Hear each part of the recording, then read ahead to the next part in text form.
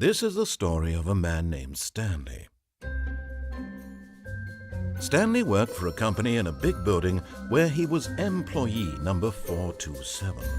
Employee number 427's job was simple. He sat at his desk in room 427 and he pushed buttons on a keyboard. Orders came to him through a monitor on his desk, telling him what buttons to push, how long to push them, and in what order. This is what employee 427 did every day of every month of every year. And although others might have considered it soul-rending, Stanley relished every moment that the orders came in, as though he had been made exactly for this job. And Stanley was happy. And then one day, something very peculiar happened. Something that would forever change Stanley. Something he would never quite forget. He had been at his desk for nearly an hour when he realized that not one single order had arrived on the monitor for him to follow. No one had showed up to give him instructions, call a meeting, or even say hi. Never in all his years at the company had this happened, this complete isolation. Something was very clearly wrong. Shocked, frozen solid, Stanley found himself unable to move for the longest time. But as he came to his wits and regained his senses, he got up from his desk and stepped out of his office.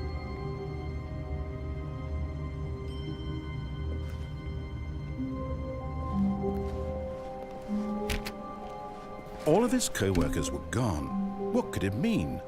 Stanley decided to go to the meeting room. Perhaps he had simply missed a memo. No matter how hard Stanley looked, he couldn't find a trace of his co-workers.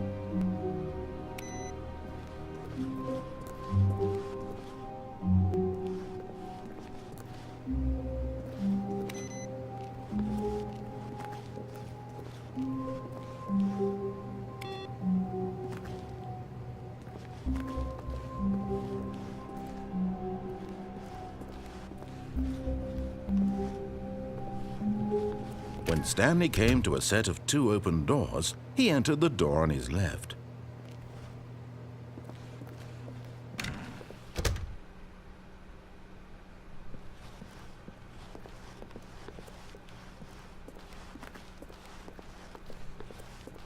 Yet there was not a single person here either.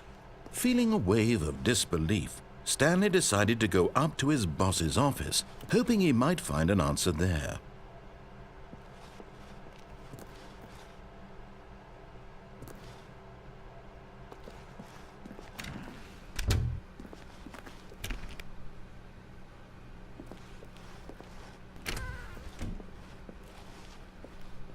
Stanley stepped into the broom closet, but there was nothing here, so he turned around and got back on track.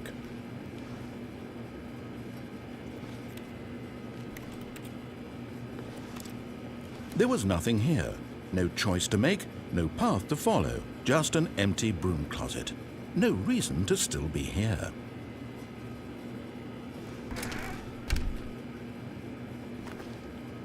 It was baffling that Stanley was still just sitting in the broom closet. He wasn't even doing anything. At least if there was something to interact with, he'd be justified in some way. As it is, he's literally just standing there doing sweet FA.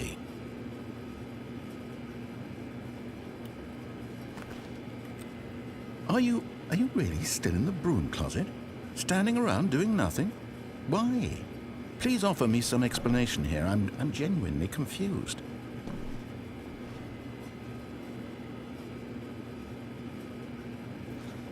You do realize there's no choice or anything in here, right?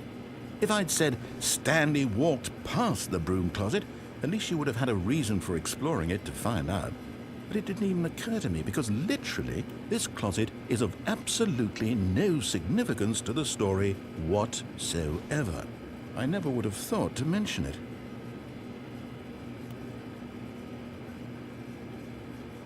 Maybe to you this is somehow its own branching path. Maybe when you go talk about this with your friends, you'll say, "Oh, did you get the broom closet ending? The broom closet ending was my favorite." I hope your friends find this concerning.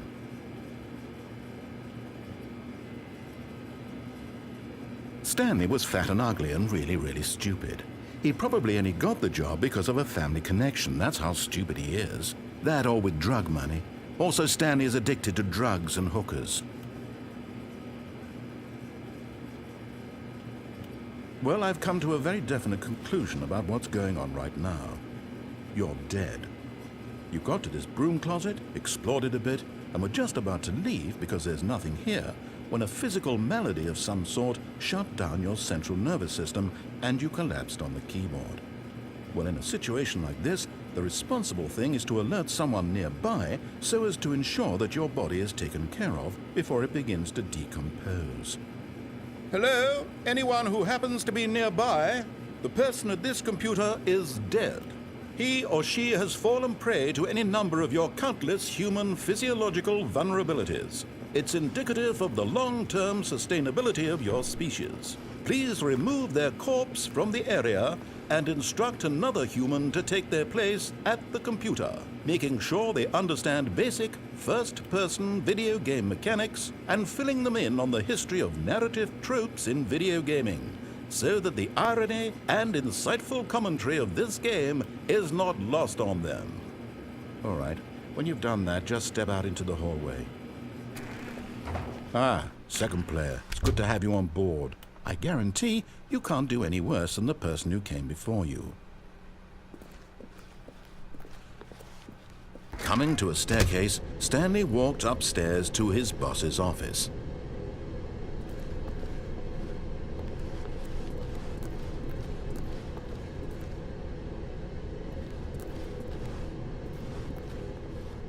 But Stanley just couldn't do it.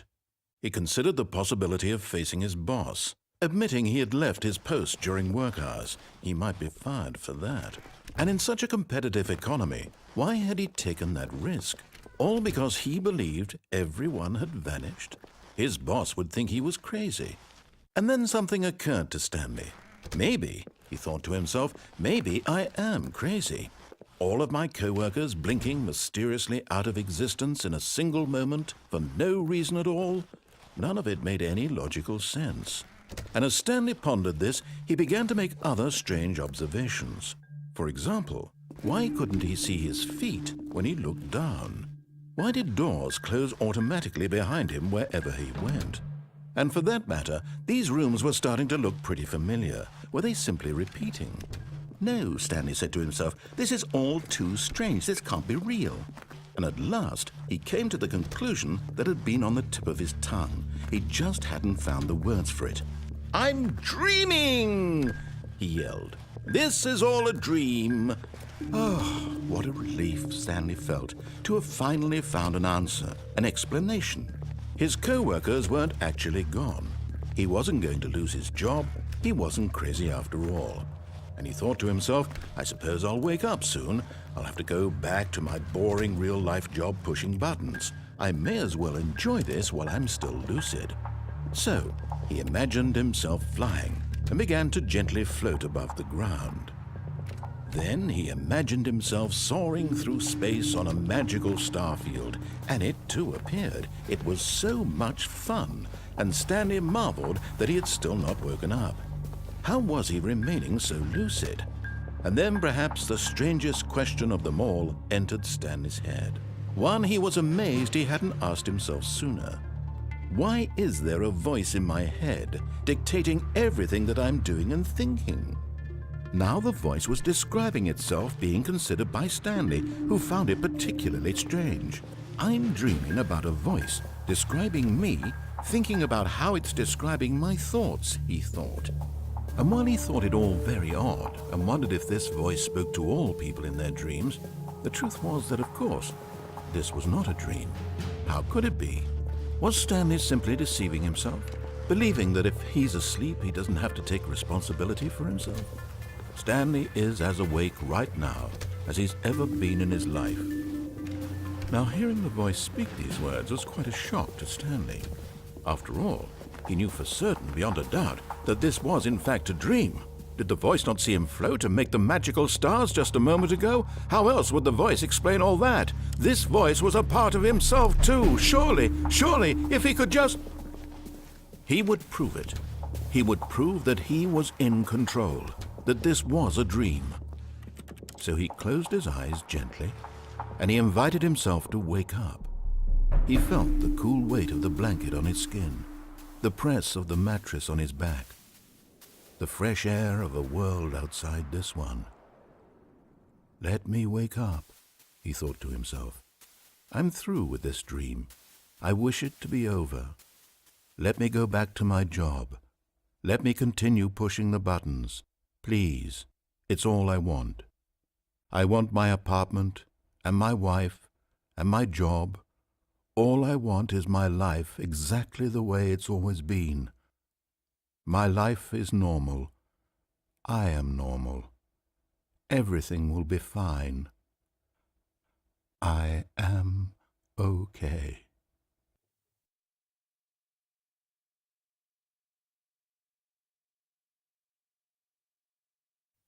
Stanley began screaming. Please, someone, wake me up. My name is Stanley. I have a boss. I have an office. I am real. Please, just someone tell me I am real. I must be real. I must be. Can anyone hear my voice? Who am I? Who am I? And everything went black.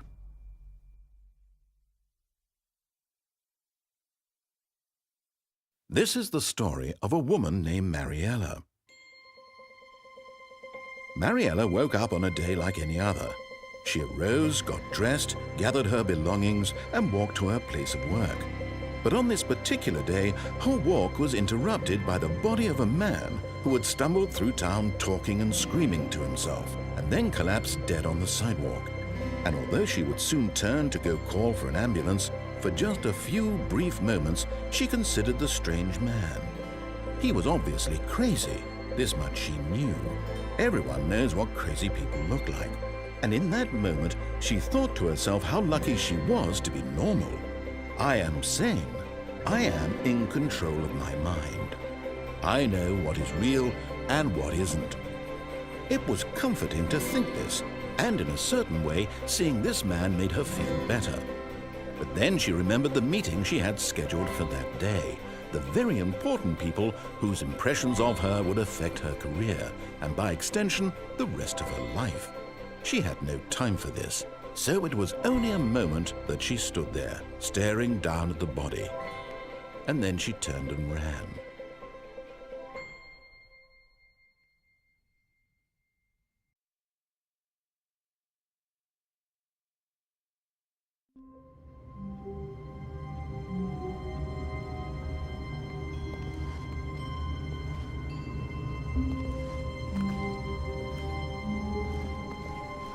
All of his co-workers were gone.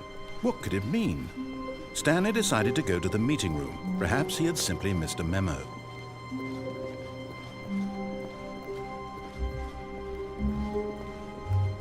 When Stanley came to a set of 2 open doors, he entered the door on his left. This was not the correct way to the meeting room, and Stanley knew it perfectly well. Perhaps he wanted to stop by the employee lounge first, just to admire it.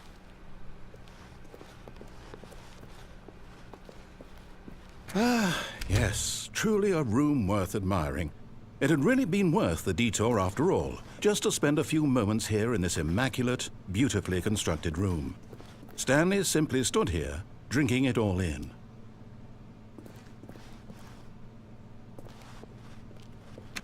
But eager to get back to business, Stanley took the first open door on his left.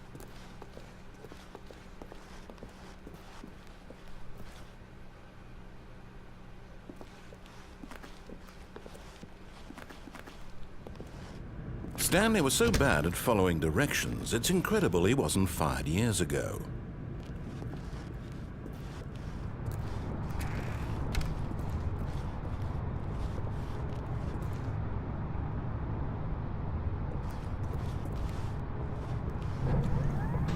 Look, Stanley, I think perhaps we've gotten off on the wrong foot here. I'm not your enemy, really, I'm not. I realize that investing your trust in someone else can be difficult, but the fact is that the story has been about nothing but you all this time. There's someone you've been neglecting, Stanley. Someone you've forgotten about. Please. What? Really? I was in the middle of something. Do you have zero consideration for others? Are you that convinced that I want something bad to happen to you? Why, I don't know how to convince you of this, but I really do want to help you, to show you something beautiful. Look, let me prove it. Let me prove that I'm on your side. Give me a chance.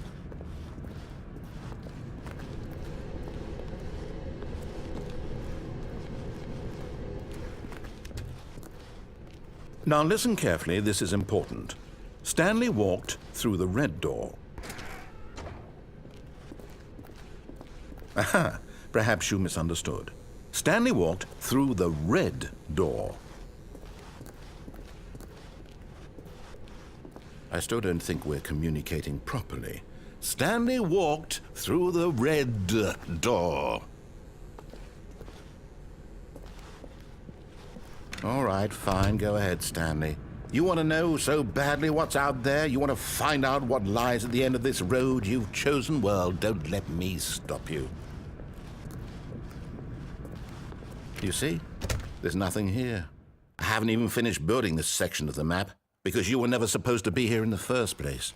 Broken rooms, exposed developer textures. Is this what you had wanted? Was it worth ruining the entire story I had written out specifically for you? Do you not think I put a lot of time into that? Because I did. And in the end, it was all for nothing, because this is what you wanted to see. Help me here, Stanley. Help elucidate these strange and unknowable desires of yours. What would have made this game better? What did you want to see? Vehicles? Skill trees? Work with me. You've given me absolutely nothing so far. Tell you what, let me take a stab in the dark at a new design, and you can give me some feedback. There we go. A third option. This already feels leaps ahead of where we were before. Go ahead, Stanley. Take it for a spin. Okay, I'm going to stop you there. Now, tell me about your experience with this new version. Would you say that the game benefited from allowing you more choices? Feel free to be honest. I'm looking for some real critical feedback here. Okay, so we're getting somewhere. Clearly there's something here that speaks to you. If I can be honest here, I really don't have any idea where I'm going with this. This whole third door thing was just a stab in the dark. But I guess you're into it, so let's keep this party train rolling. Here, based on the data from your previous playthrough, I've compiled a new version. And to be perfectly candid, I think I've knocked it out of the park with this one. Let's take a look.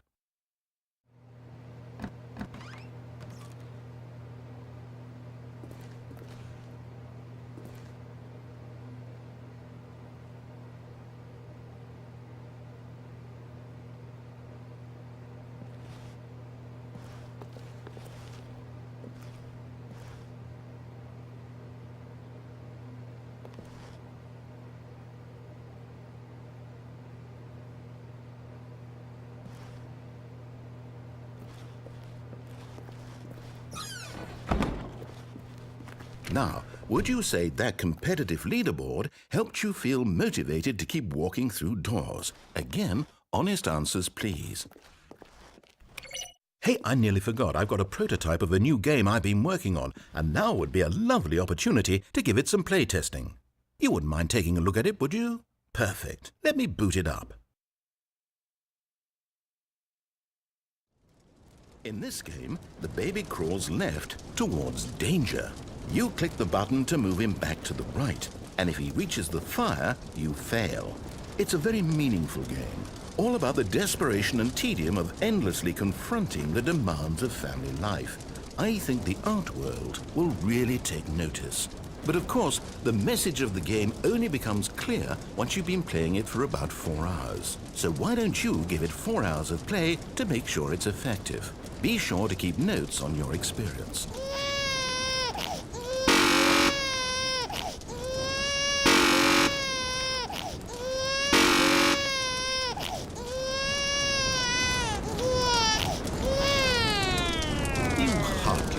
Bastard. Did you do it because you hate babies or purely to spite me? Because if it's the latter, well, I don't know what to do. I'm completely out of ideas. I can't think of a single thing that might improve the experience for me. I'm not even going to try. I'm out, I'm done. It's over. Thank you for playing. Your input was extremely valuable. Oh, hey, since my game was so awful, why don't we play someone else's game, just to ease the pain? Let's see. What do we have here? Yes, this seems like it'll work. Let's give it a shot.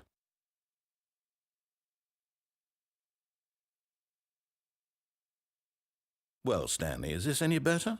At last, the one thing you've always desired, a game I had absolutely nothing to do with. But is it enough?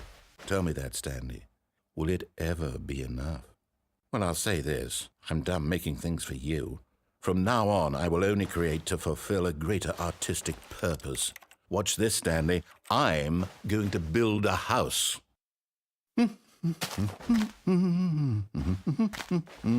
This will go here, no, here, and then...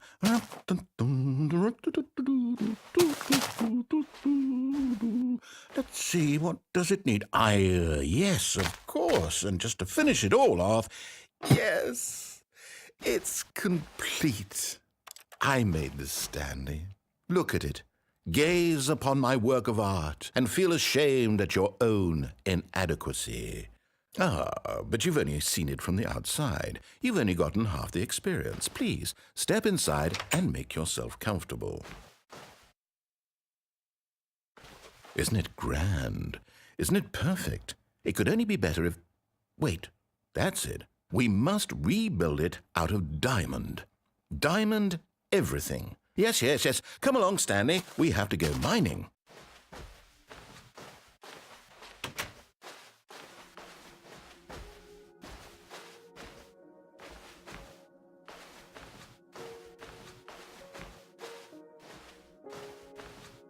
Oh, my.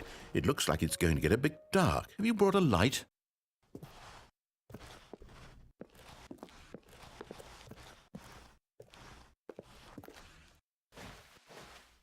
Oh, no. This is far more open-ended than I had in mind. I'm looking for something more narrow and linear. Something that makes you feel utterly irrelevant. This won't do at all. 1 out of 5. Even the diamonds couldn't save this one. Okay, new game.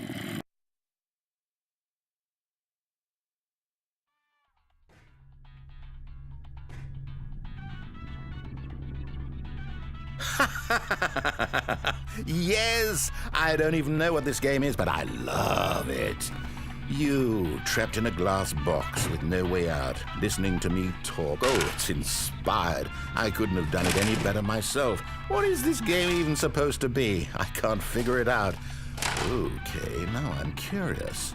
Let's go find out what the hell this is.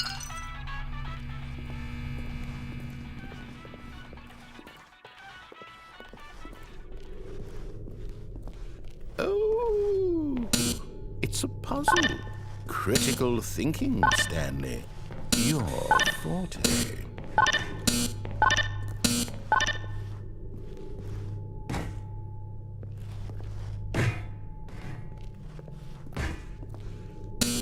Genius. No, actually, you know what? I think that's plenty. I really don't care much to see you stumble through any more of these games, and I highly doubt you're any wiser for the experience. Which is why, rather than continue to waste my time, I'm just going to leave you here. You can pretend you've beaten the game if it makes it any richer for you, but as for me, I've had enough. So...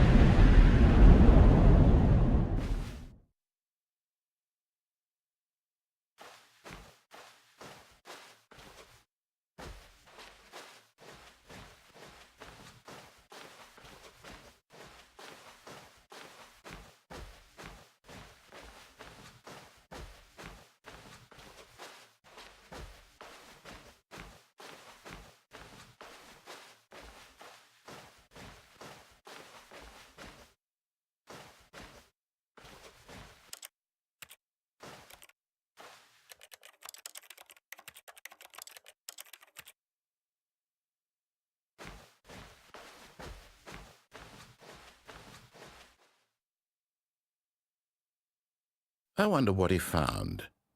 If what he wanted was to be the leading man in his own story, well, perhaps he's gotten it, down in wherever he is right now. I wonder if he's happy with his choice, and if he's learned the heavy cost that comes with it. He'll understand soon what I was trying to tell him. He needs me. Someone who will wrap everything up at the end, to make sense out of the chaos and the fear and the confusion. That's who I am. That is what I mean to this world. Oh, yes. Yes, I'll be back. There's no other way. Once this ends, after it all comes to a close, then I'll be back. The end will be here soon. Very soon. I can wait.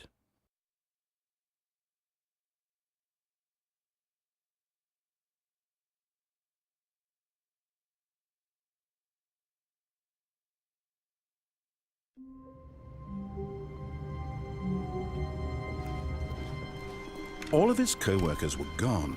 What could it mean? Stanley decided to go to the meeting room. Perhaps he had simply missed a memo.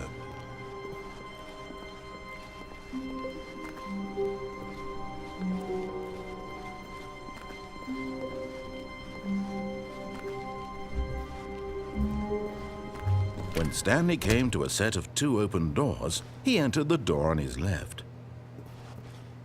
This was not the correct way to the meeting room, and Stanley knew it perfectly well. Perhaps he wanted to stop by the employee lounge first, just to admire it. Wow, yes, this room. What a beautiful room. What a gorgeous, gorgeous room. Thank goodness Stanley had taken this detour, but eager to get back to business, Stanley took the first open door on his left.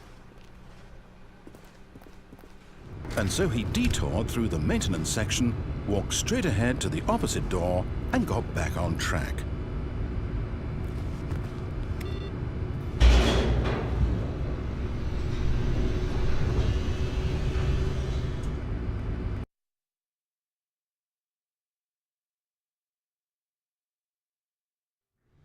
But Stanley didn't want to go back to the office. He wanted to wander about and get even further off track. So now in order to get back, he needed to go, from here it's, left.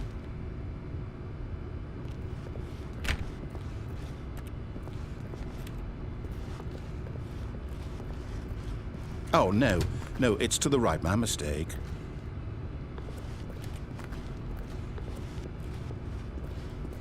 No, not the right. Why would I have ever said it was to the right? What was I thinking?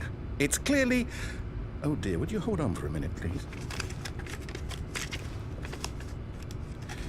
Now, let's see. We went down right, left, down, left, right. Yep, okay, yes. I've got it now. This story is absolutely, definitely this way.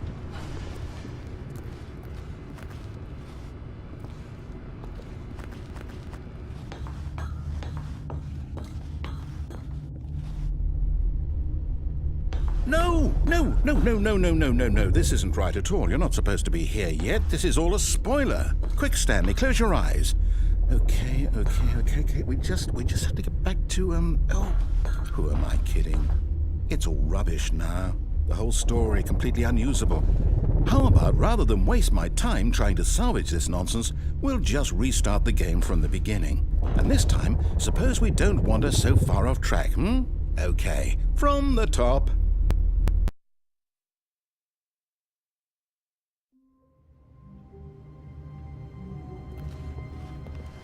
All of his co-workers were gone. What could it mean? Stanley decided to go to the meeting room. Perhaps he had simply missed a memo.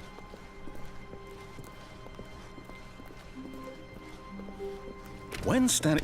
Wait, what? No, I restarted. I swear, I definitely restarted the game over, completely fresh. Everything should be... Or did something change? Stanley, did you change anything when we were back in that room with all the monitors? Did you move the story somewhere, or... Hold on. Why am I asking you? I'm the one who wrote the story. It was right here just a minute ago. I know for sure that it's here somewhere. Okay, then. It's an adventure. Come, Stanley. Let's find the story.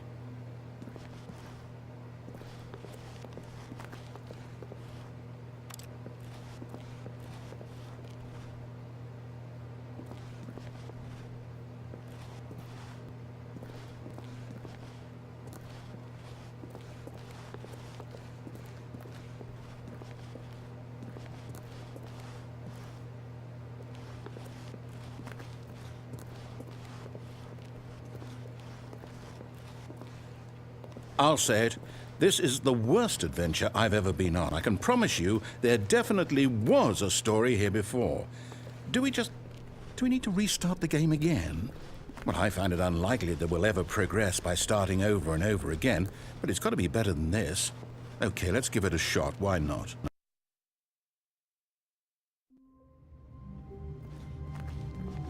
All of his co-workers were gone. What could it mean?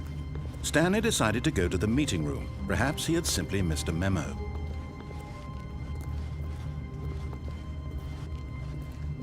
Okay, yep, it's worse. I might be remembering this wrong. It's possible the story is back where we just came from. Why don't we go back the other direction and see if we missed anything?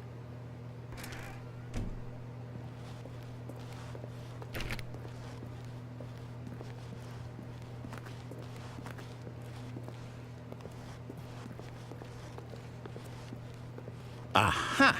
I knew we'd miss something. The story. Here it comes.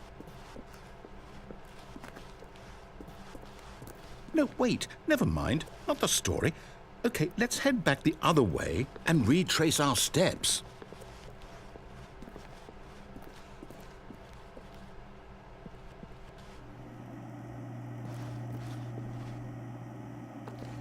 Now this... Well, I'll be honest, I don't recognize this place at all. Is this the story? I don't think so. I can't quite recall, but I believe my story took place in an office building. Is that correct? Do you remember, Stanley? Well, do you know what? Since I've completely forgotten what we were supposed to be doing, how about this? You win! Congratulations! I know you put in a lot of hard work, and it really paid off, so good job. Oh, no. No, I don't feel right about this at all. We both know you didn't put in any actual work for that win. Some people win fair and square, and this was not one of those situations. Okay, I'm getting weirded out by whatever this place is. I don't care what might happen this time. I have to restart.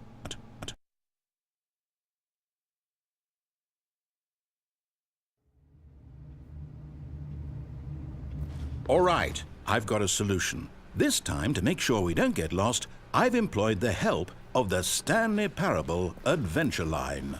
Just follow the line. How simple is that?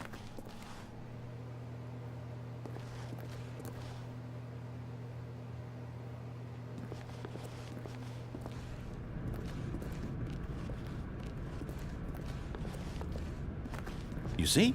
The line knows where the story is. It's over in this direction. Onward, Stanley, to destiny. Though, here's a thought.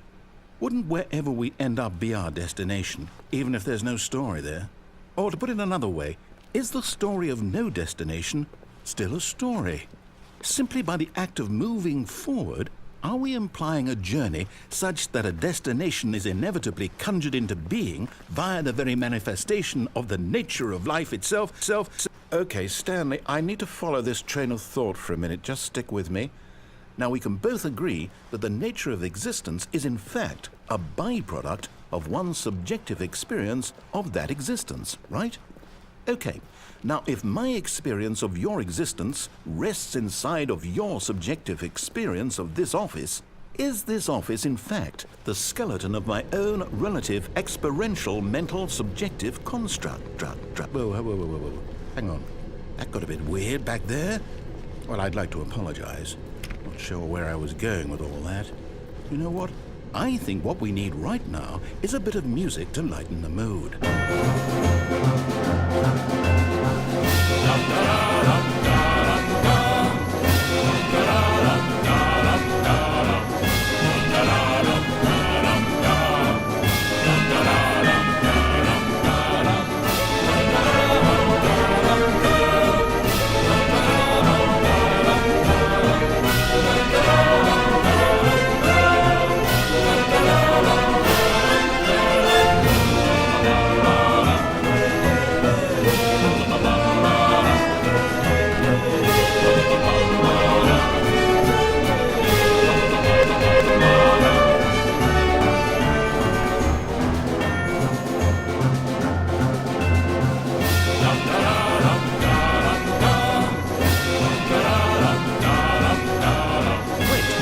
music. Go back and look at that fern. Stanley, this fern will be very important later in the story. Make sure you study it closely and remember it carefully. You won't want to miss anything.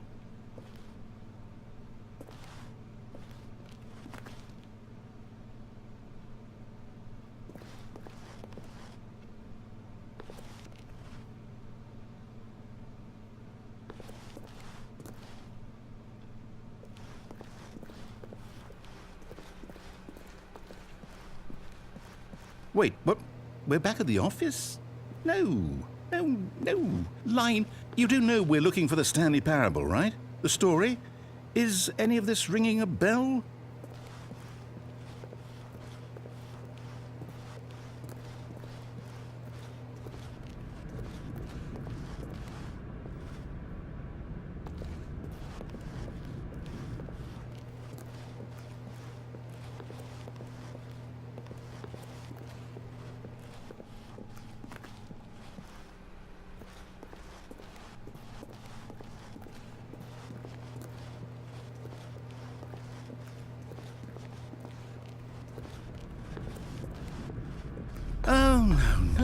No, not again. Line, how could you have done this to us? And after we trusted you, after everything we've been through, you... Oh, I can't take this anymore. To hell with it. Restart.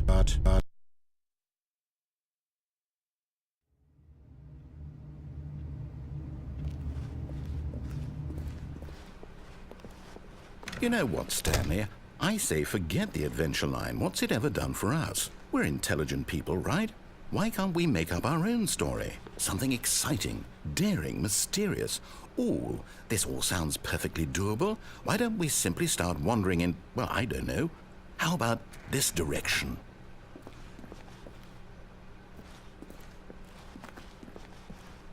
Now, yes, this is exciting. Just me and Stanley forging a new path, a new story. Well, it could be anything. What do you want our story to be? Go wild. Use your imagination. Whatever it might be, Stanley, I'm ready for it.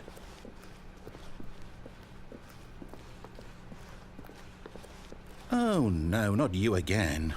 Stanley, I'd also like to veto the line from having any role in our awesome new story. No lines or monitor rooms. Just don't acknowledge it, and we should be fine.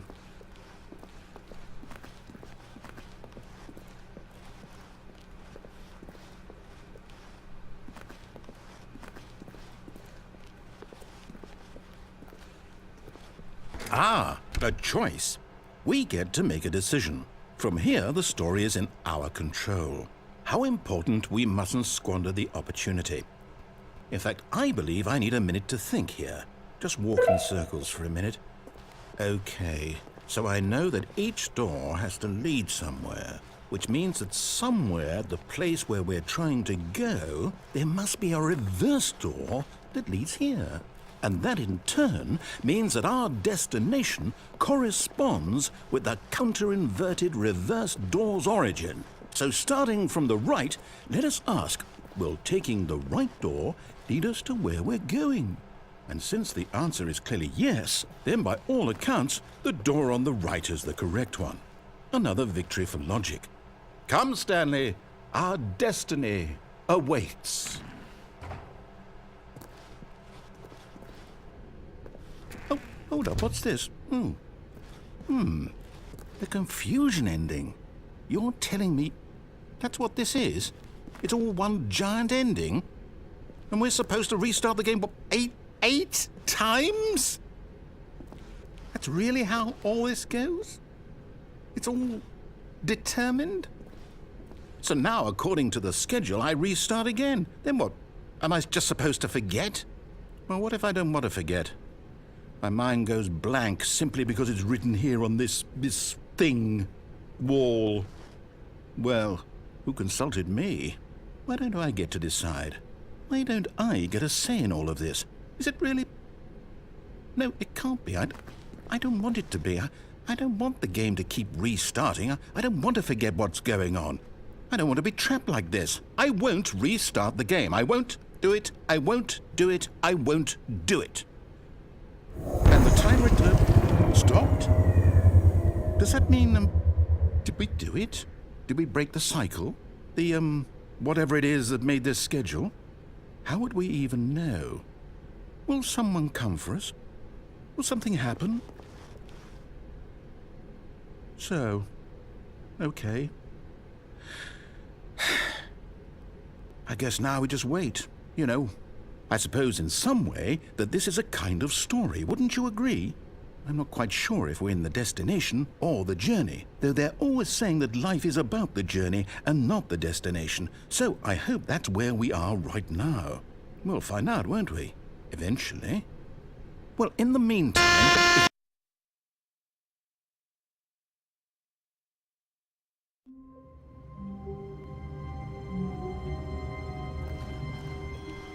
All of his co-workers were gone. What could it mean? Stanley decided to go to the meeting room. Perhaps he had simply missed a memo.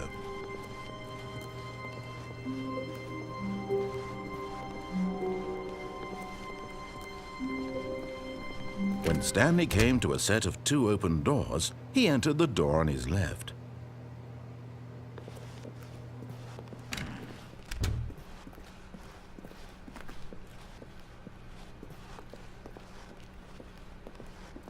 Yet there was not a single person here either. Feeling a wave of disbelief, Stanley decided to go up to his boss's office, hoping he might find an answer there.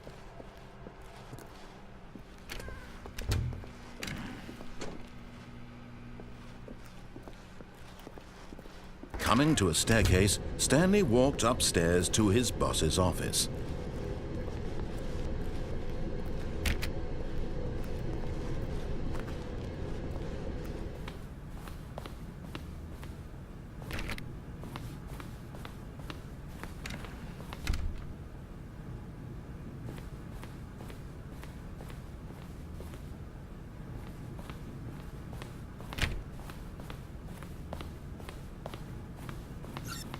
Stepping into his manager's office, Stanley was once again stunned to discover not an indication of any human life. Shocked, unraveled, Stanley wondered in disbelief who orchestrated this. What dark secret was being held from him?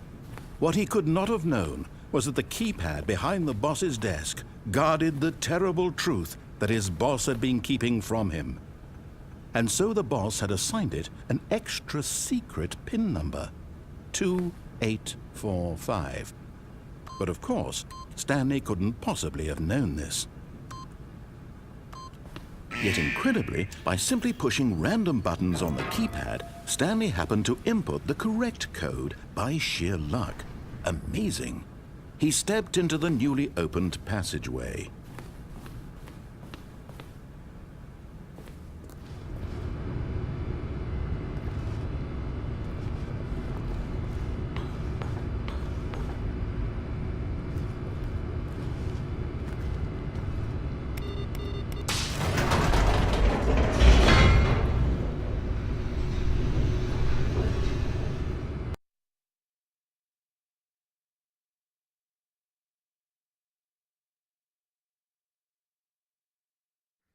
Descending deeper into the building, Stanley realized he felt a bit peculiar.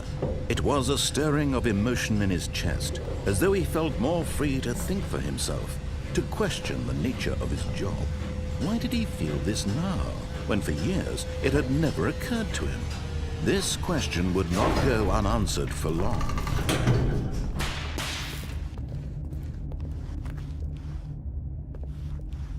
Stanley walked straight ahead through the large door that read Mind Control Facility.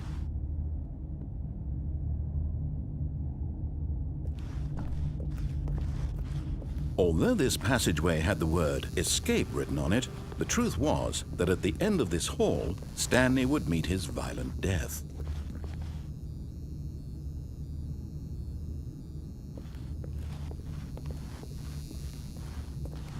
The door behind him was not shut. Stanley still had every opportunity to turn around and get back on track.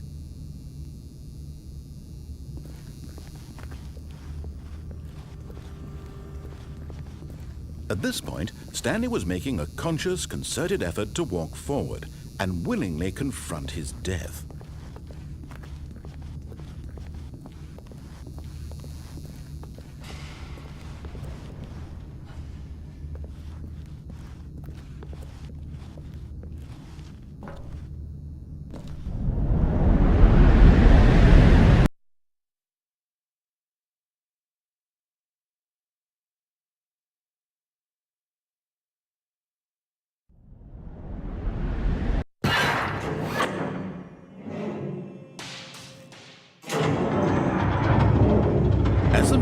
word into motion and Stanley was inched closer and closer to his demise, he reflected that his life had been of no consequence whatsoever.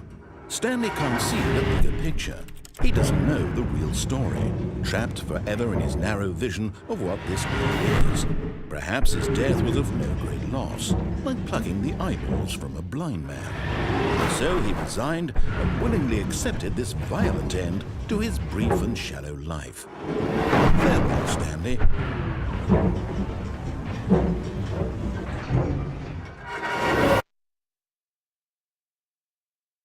"Farewell, Stanley," cried the narrator, as Stanley was led helplessly into the enormous metal jaws. In a single visceral instant, Stanley was obliterated as the machine crushed every bone in his body, killing him instantly.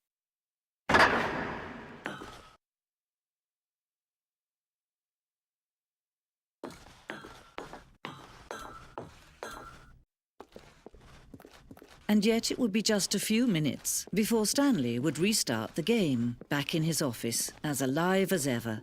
What exactly did the narrator think he was going to accomplish?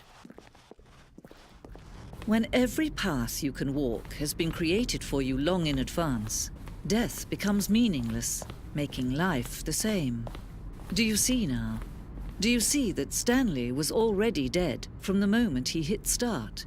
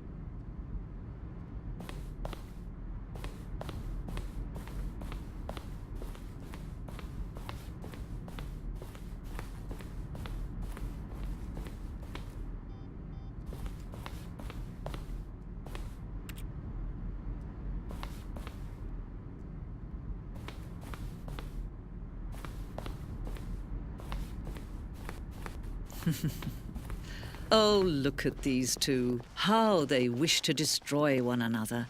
How they wish to control one another. How they both wish to be free.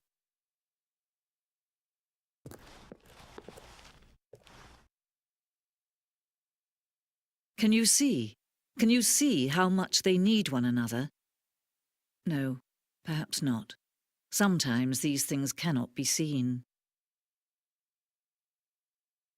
But listen to me.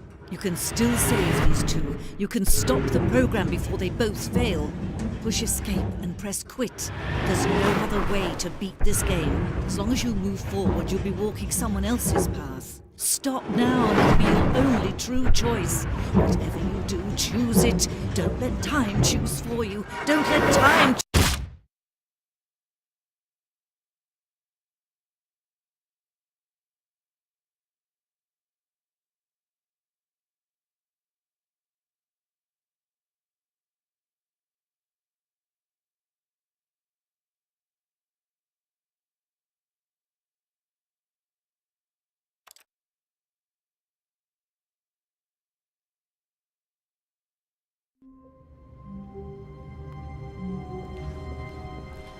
Just a step through this door, Stanley thought to himself, that's all I need. If I can make it through this door, I can make it through them all.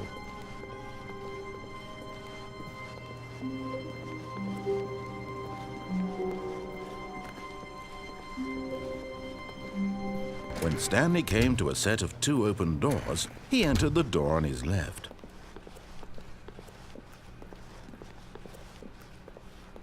Yet there was not a single person here either.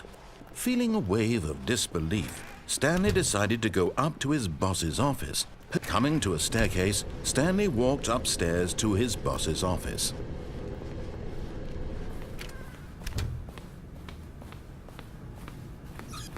Stepping into his manager's office, Stanley was once again stunned to discover not an indication of any Stanley was in such a rush to get through the story as quickly as possible, he didn't even have a single minute to just let the narrator talk.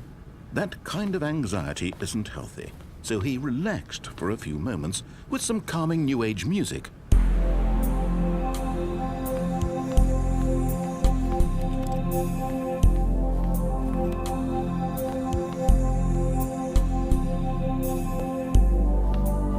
Feeling soothed and rejuvenated, Stanley calmly walked forward into the opened passageway.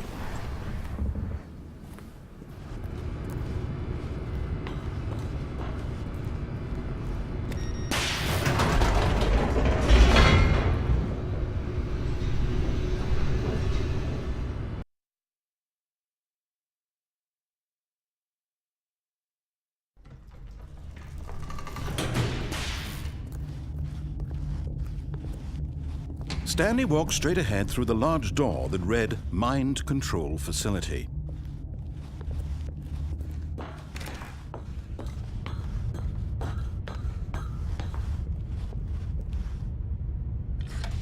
The lights rose on an enormous room packed with television screens. What horrible secret did this place hold? Stanley thought to himself. Did he have the strength to find out?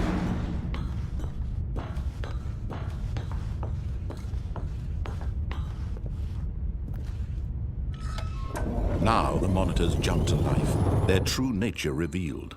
Each bore the number of an employee in the building, Stanley's co-workers. The lives of so many individuals reduced to images on a screen, and Stanley, one of them, eternally monitored in this place where freedom meant nothing.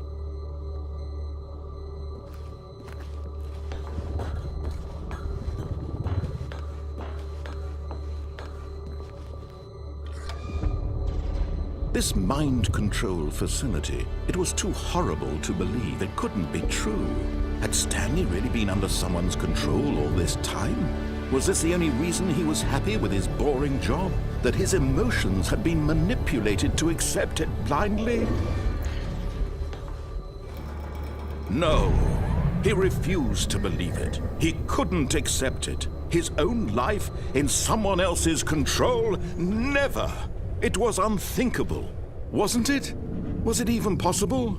Had he truly spent his entire life utterly blind to the world? But here was the proof, the heart of the operation. Controls labeled with emotions, happy or sad or content, walking, eating, working, all of it monitored and commanded from this very place. And as the cold reality of his past began to sink in, Stanley decided that this machinery would never again exert its terrible power over another human life. For he would dismantle the controls once and for all.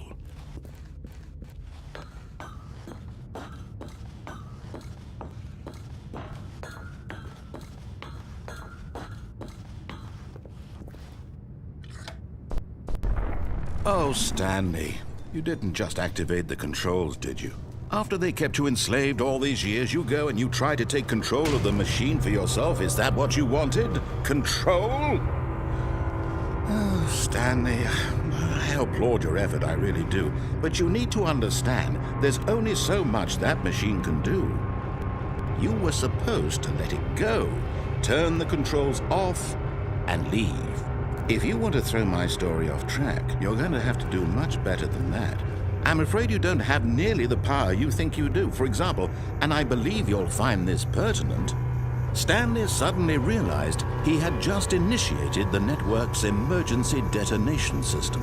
In the event that this machine is activated without proper DNA identification, nuclear detonators are set to explode, eliminating the entire complex. How long until detonation then? Let's say 2 minutes. Now this is making things a little more fun, isn't it, Stanley? It's your time to shine. You are the star. It's your story now. Shape it to your heart's desires. Oh, this is much better than what I had in mind. What a shame we have so little time left to enjoy it. Mere moments until the bomb goes off. But what precious moments each one of them is. More time to talk about you, about me, where we're going, what all this means. I barely know where to start. What's that? You'd like to know where your co-workers are? A moment of solace before you're obliterated? All right, I'm in a good mood. You're gonna die anyway. I'll tell you exactly what happened to them. I erased them. I turned off the machine. I set you free. Of course, that was merely in this instance of the story. Sometimes when I tell it, I simply let you sit there in your office forever, pushing buttons endlessly and then dying alone. Other times, I let the office sink into the ground, swallowing everyone inside, or I let it burn to a crisp. I have to say this, though, this version of events has been rather amusing. Watching you try to make sense of everything and take back the control wrested away from you, it's quite rich. I almost hate to see it go. But I'm sure whatever I come up with on the next go-around will be even better. My goodness, only 34 seconds left. But I'm enjoying this so much. You know what? To hell with it. I'm going to put some extra time on the clock. Why not? These are precious additional seconds, Stanley. Time doesn't grow on trees. Oh dear me, what's the matter, Stanley? Is it that you have no idea where you're going or what you're supposed to be doing right now? Or did you just assume when you saw that timer that something in this room was capable of turning it off? I mean, look at you. Running from button to button, screen to screen, clicking on every little thing in this room. These numbered buttons, no, these colored ones, or maybe this big red button, or this door. Everything, anything, something here will save me. Why would you think that, Stanley? That this video game can be beaten? Won? Solved? Do you have any idea what your purpose in this place is? Stanley, you're in for quite a disappointment. But here's a spoiler for you. That timer isn't a catalyst to keep the action moving along. It's just seconds ticking away to your death. You're only still playing instead of watching a cutscene because I want to watch you for every moment that you're powerless, to see you made humble. This is not a challenge. It's a tragedy. You wanted to control this world, that's fine. But I'm going to destroy it first, so you can't. Take a look at the clock, Stanley. That's 30 seconds you have left to struggle. 30 seconds until a big boom and then nothing. No ending here, just you being blown to pieces. Will you cling desperately to your frail life, or will you let it go peacefully? Another choice. Make it count. Or don't. It's all the same to me, all a part of the joke. And believe me, I will be laughing at every second of your inevitable life from the moment we fade in until the moment I say, happily ever after.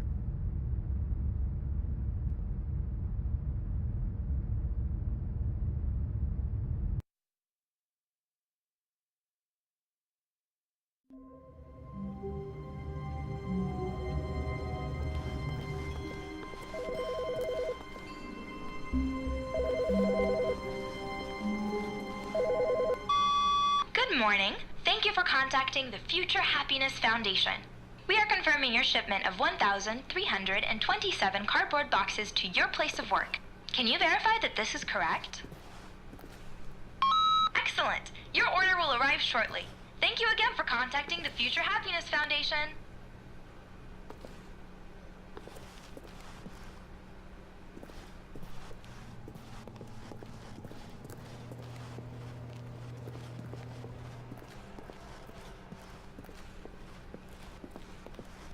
When Stanley came to a set of 2 open doors, he entered the door on his left.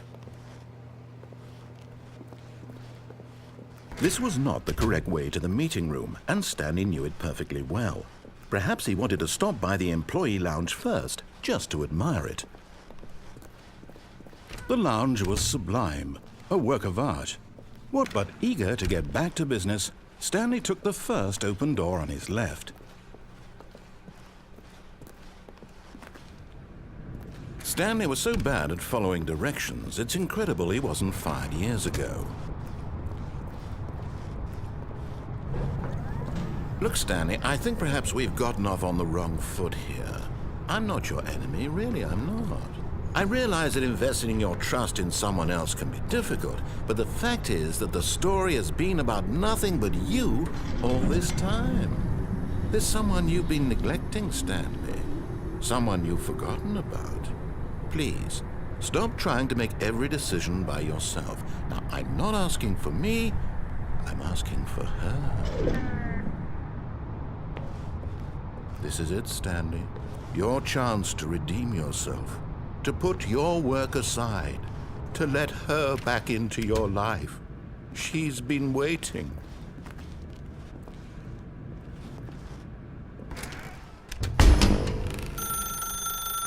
That's her, Stanley. You need to be the one to do this. To reach out to her. If you can truly place your faith in another, then Oh, no, you can't. Did you just unplug the phone? No, that wasn't supposed to be a choice. How did you do that? You actually chose incorrectly? I didn't even know that was possible. Let me double check. No, it's definitely here, clear as day. Stanley picks up the phone. He's taken to his apartment where he finds his wife, and the two pledge themselves to one another. Music comes in, fade to white, roll credits. Not picking up the phone is actually somehow an incorrect course of action. How is that even possible? None of these decisions were supposed to mean anything. I don't understand. How on earth are you making meaningful choices? What did you... Wait a second. Did I just see... No, that's not possible. I can't believe it. How had I not noticed it sooner? You're not Stanley. You're a real person. I can't believe I was so mistaken. This is why you've been able to make correct and incorrect choices. And to think I've been letting you run around in this game for so long. If you'd made any more wrong choices, you might have negated it entirely. It's as though you completely ignored even the most basic safety protocol for real-world decision-making. Or did you not grasp the severity of the situation? Well, I won't have that kind of risk on my watch. I'm going to stop the game for a moment so we can educate you properly on safe decision-making in the real world. Please observe this helpful instructional video. Choice. It's the best part of being a real person, but if used incorrectly can also be the most dangerous. For example, in this scenario, a hypothetical real person named Stephen has a choice. He could spend years helping improve the quality of life for citizens of impoverished third world nations. Or he could systematically set fire to every orphan living in a 30-kilometer radius of his house. Which choice would you make? Remember that unlike here, the real world makes sense, and at no time should you make a choice that does not conform to rational logic. If you find yourself speaking with a person who does not make sense, in all likelihood, that person is not real. Allow the person to finish their thought, then provide an excuse why you cannot continue talking. Turn to a partner and practice saying, "My goodness, is it 4:30? I'm supposed to be having a back, sack, and crack."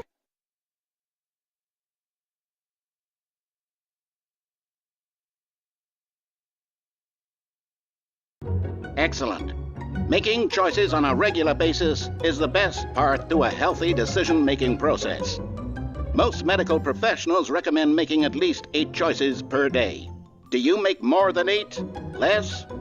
And finally, if you begin to wonder if your choices are actually meaningful and whether you'll ever make a significant contribution to the world, just remember that in the vast infiniteness of space, your thoughts and problems are materially insignificant, and the feeling should subside. At this time, your instructor will guide you in an exercise to test and reinforce the material covered in this video. Ah, welcome back. You may have noticed that this room has begun to deteriorate as a result of narrative contradiction. But not to worry. Now that you're properly informed on good decision-making, we're going to revisit a choice you made just a few minutes ago and see what the correct thing to do would have been. This way, please.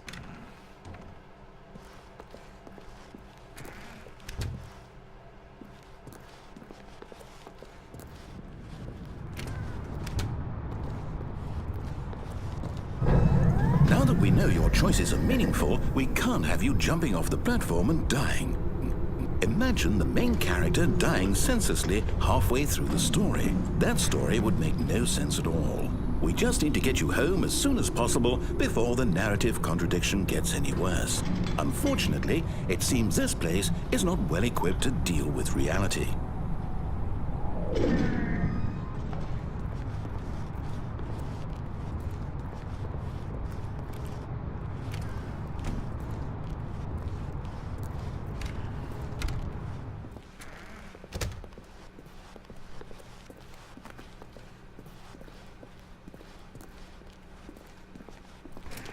Almost there. You'll take the door on the left, back to the correct ending, the story will have resolution once again, and you'll be home free in the real world.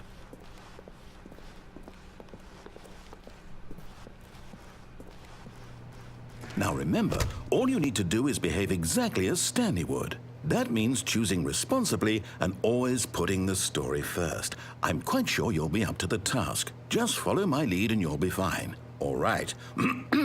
When Stanley came to a set of 2 open doors, he entered the door on his left.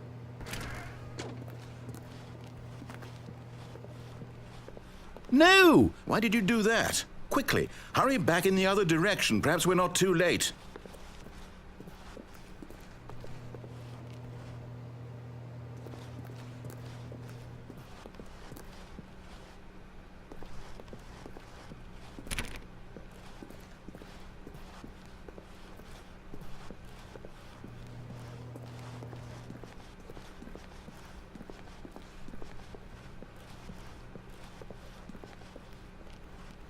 Oh, it's ruined.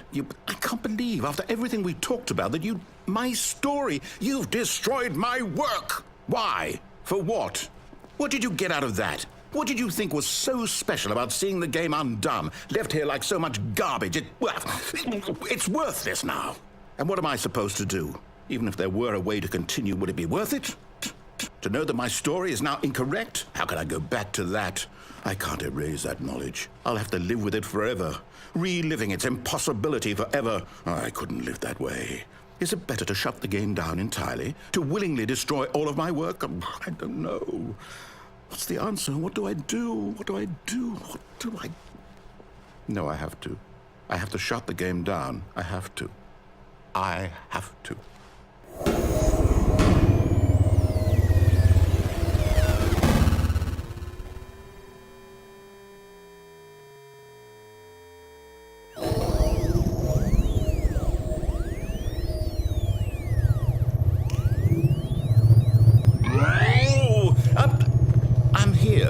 I'm still here in this pile of rubbish, with you, who thought you were so clever.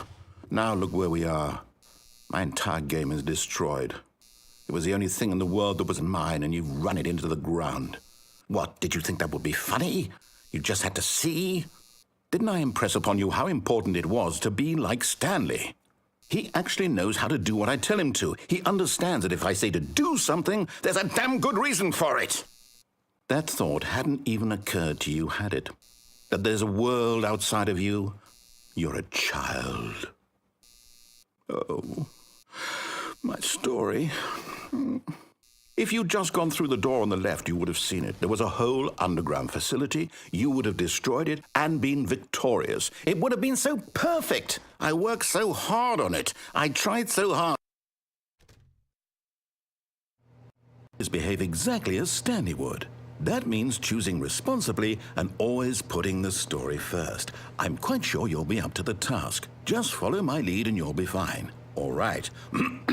When Stanley came to a set of 2 open doors, he entered the door on his left.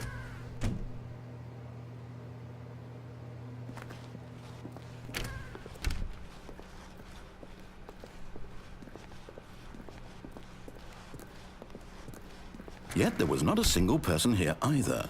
Feeling a wave of disbelief, Stanley decided to go up to his boss's office, hoping he might find an answer there. Coming to a staircase, Stanley walked upstairs to his boss's office.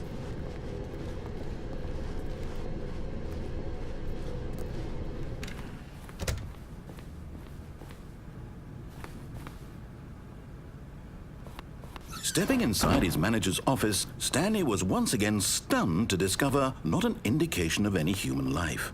Shocked, unraveled, Stanley wondered in disbelief who orchestrated this, until he saw the door with a voice receiver next to it. Surely behind this door lay all the answers to his questions. And beyond all probability, he knew the passcode. He had seen it on his boss's computer just last week. Nightshark 115. Was this the code to open the door? Would it still work? There was only one way to find out. Stanley had been trained never to speak up, but now he would draw from within himself the courage to face the unknown.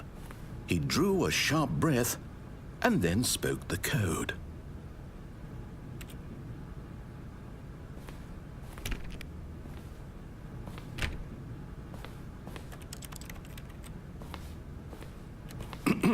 Stanley spoke the code. Nightshark 115. He spoke it into the receiver, right there on the wall.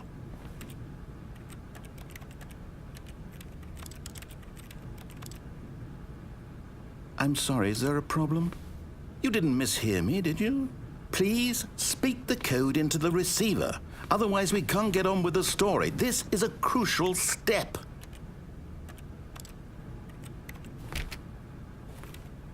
Okay, fine, you're not going to do it, but you know what? It's pretty humiliating to bring you this far, only for you to suddenly decide you have better things to do. I asked you for this one single thing, for your respect. The kind of respect Stanley shows for his choices. He knows what it means to take a story seriously.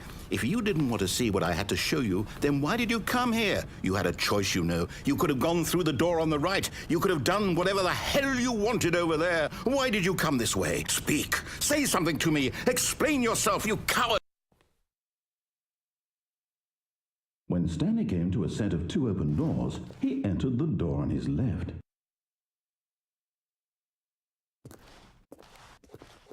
Stanley? Hello? Is everything okay? Stanley, please. I need you to make a choice. I need you to walk through the door. Are you listening to me? Can you hear me? Is everything all right? Stanley, this is important.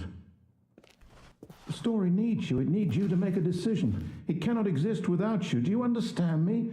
Whatever choice you make is just fine. They're both correct. You cannot be wrong here. We can work together. I'll accept whatever you do. I simply need you to take that step forward, please. Choose. Do something. Anything. This is more important than you can ever know. I need this. The story needs it. So, you hear me? Are you there? Are you listening to this? Stanley, are you there? Okay. It's okay, I can wait. You need time to decide. Time to make sure your choice is correct. That is the best choice. That's all right. I'll wait for you to decide what's the right thing to do. Take as much time as you need.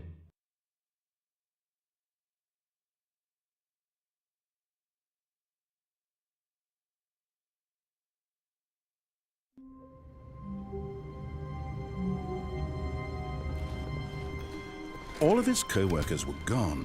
What could it mean? Stanley decided to go to the meeting room. Perhaps he had simply missed a memo.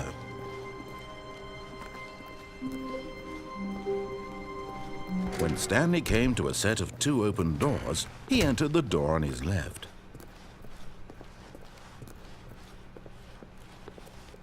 Yet there was not a single person here either.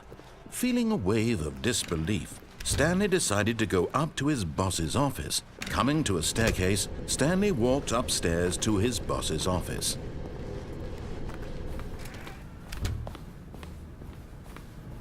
Okay, I think we all know the drill by now. Blah, blah, blah. Dark secrets, the keypad. Stanley pushes some buttons. Oh, hey, look, it's a new passageway. Quelle surprise.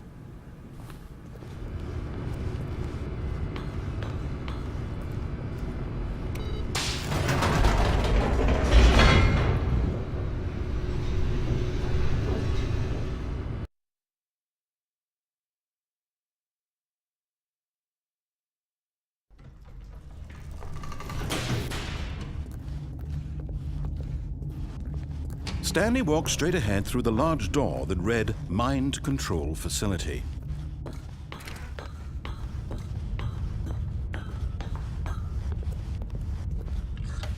The lights rose on an enormous room packed with television screens. What horrible secret did this place hold? Stanley thought to himself. Did he have the strength to find out?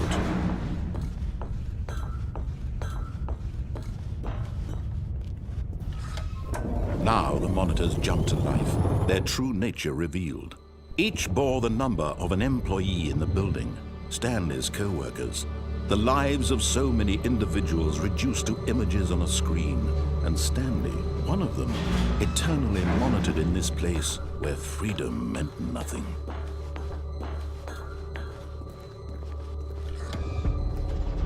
This mind control facility, it was too horrible to believe. It couldn't be true. Had Stanley really been under someone's control all this time? Was this the only reason he was happy with his boring job? That his emotions had been manipulated to accept it blindly? No, he refused to believe it. He couldn't accept it. His own life in someone else's control? Never! It was unthinkable. Wasn't it? Was it even possible? Had he truly spent his entire life utterly blind to the world? But here was the proof. The heart of the operation. Controls labeled with emotions. Happy, or sad, or content. Walking, eating, working. All of it monitored and commanded from this very place. And as the cold reality of his past began to sink in, Stanley decided that this machinery would never again exert its terrible power over another human life. For he would dismantle the controls once and for all.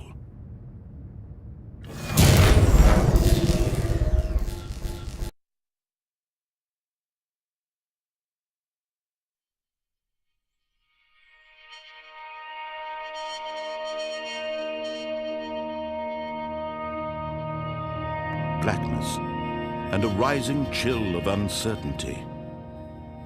Was it over? Yes! He had won! He had defeated the machine, unshackled himself from someone else's command. Freedom was mere moments away. And yet, even as the immense door slowly opened, Stanley reflected on how many puzzles still lay unsolved. Where had his co-workers gone? How had he been freed from the machine's grasp? What other mysteries did this strange building hold? But as sunlight streamed into the chamber, he realized none of this mattered to him, for it was not knowledge or even power that he had been seeking, but happiness. Perhaps his goal had not been to understand, but to let go. No longer would anyone tell him where to go, what to do, or how to feel. Whatever life he lives, it will be his. And that was all he needed to know. It was perhaps the only thing worth knowing. Stanley stepped through the open door. Stanley felt the cool breeze upon his skin, the feeling of liberation, the immense possibility of the new path before him. This was exactly the way, right now, that things were meant to happen. And Stanley was happy.